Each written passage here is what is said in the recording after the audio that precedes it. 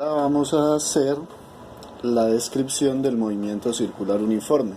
Entonces, ¿en qué consiste el movimiento circular uniforme? Es un movimiento que posee velocidad angular constante. Entonces, como nosotros ya habíamos visto en videos anteriores, la velocidad angular se definía como el delta de phi sobre el delta de t, donde el delta pues podemos descomponerlo como la posición angular final menos la posición angular inicial, donde esta posición angular final puede ser una posición final cualquiera. Esta inicial es una posición angular definida dividida entre delta de t, que es el tiempo final menos el tiempo inicial, donde nosotros pues podemos hacer una simplificación diciendo que el tiempo inicial es 0, simplemente en términos prácticos colocando nuestro cronómetro en 0 cuando empiece a describirse el movimiento. Entonces de aquí nosotros podríamos eliminar esta t sub i como 0 y también podemos quitar estos sub f diciendo que son ángulos, posición angular final cualquiera y tiempo final cualquiera. Entonces puedo decir un phi cualquiera y un t cualquiera. De aquí podría entonces despejar la posición angular en un instante cualquiera. Cuando la despejo pues simplemente paso a multiplicar este t sub f acá, que es t, y luego paso a sumar el phi sub i. Entonces me quedaría phi igual, o sea, la posición angular final en un tiempo cualquiera sería igual a la posición angular inicial más omega por t. Ustedes aquí pueden notar que matemáticamente esta expresión es exactamente igual, matemáticamente hablando, a la expresión que me describe la posición en un movimiento rectilíneo uniforme. Miren que phi corresponde con x, phi sub i corresponde con x sub 0, omega corresponde con la velocidad tangencial o lineal y el tiempo también corresponde con el tiempo. Entonces miren la similitud que hay entre estas dos ecuaciones. Ahora, desde el punto de vista físico, pues obviamente esta está describiendo un movimiento rectilíneo uniforme y esta está describiendo un movimiento circular uniforme. Uniforme porque tiene una velocidad angular constante, es decir, que no cambia, por lo tanto no va a tener aceleración, o decimos que la aceleración angular, que definiremos posteriormente, va a ser 0.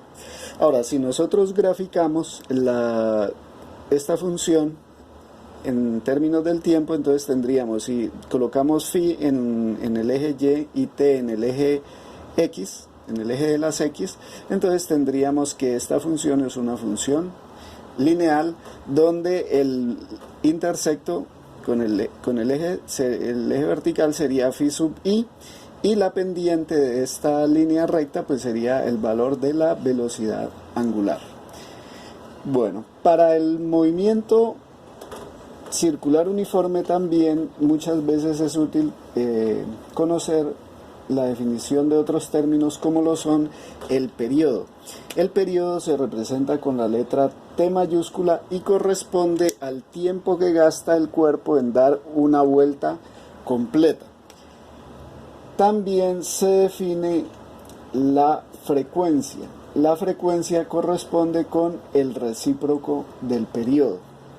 Entonces, el periodo, pues obviamente como es un tiempo, lo vamos a medir en segundos, y la frecuencia la vamos a medir como 1 sobre segundo, o lo que es lo mismo, como está asociada con el tiempo de una vuelta, con el recíproco del tiempo de una vuelta, entonces a la vuelta le vamos a llamar ciclo, y vamos a decir que la frecuencia es el número de vueltas o ciclo que alcanza a dar el cuerpo por unidad de tiempo, y a esa unidad de medida 1 sobre s, o radianes sobre segundo, la vamos a denominar hertz. Entonces la frecuencia la vamos a medir en hertz, mientras que el periodo lo vamos a medir en segundos. Bueno, ahora vamos a mirar otra relación que sale de aquí. Nosotros habíamos dicho que omega es igual al delta de phi sobre delta de t, pero cuando tenemos un periodo, o sea, cuando el delta de t es igual al periodo, ya sabemos que hemos dado una vuelta. ¿Y cuánto es una vuelta? Van a ser 2pi radianes. Es decir, que yo puedo establecer esta nueva relación como que omega va a ser igual a 2pi sobre t, pero como adicionalmente también sabemos que 1 sobre t, que lo tenemos aquí, 1 sobre t es f, podríamos escribir también como omega igual a 2pi por la frecuencia. Vamos a mirar un ejemplo simple. Supongamos que nosotros consideramos las manecillas del reloj. Supongamos que esta sea el tablero de un reloj de manecillas, y vamos a mirar el periodo, la frecuencia y la velocidad angular de cada una de las manecillas. Entonces, bueno, digamos, si nosotros miramos bueno, voy a borrar aquí. Digamos que voy a medir el periodo del horario, voy a medir el periodo del minutero y voy a medir el periodo del segundero. Bueno, entonces nosotros sabemos que el periodo del horario sería el tiempo que tarda en dar una vuelta completa al horario. El horario se va a tardar 12 horas.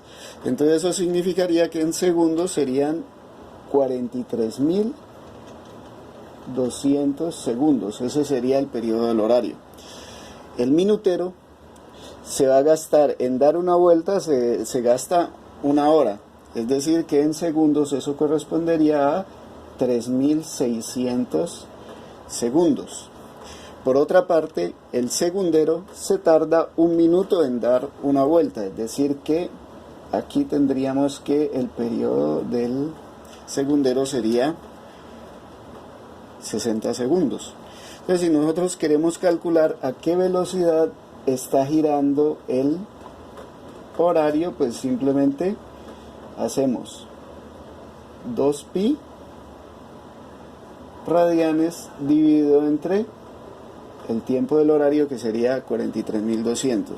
Si queremos la velocidad angular del minutero, sería igual a 2pi radianes dividido entre 3.600 segundos. O bueno, dejemos aquí simbólico para no llenarnos de tanto número, el tiempo del minutero, y la velocidad angular del segundero sería igual a 2pi sobre el periodo del segundero.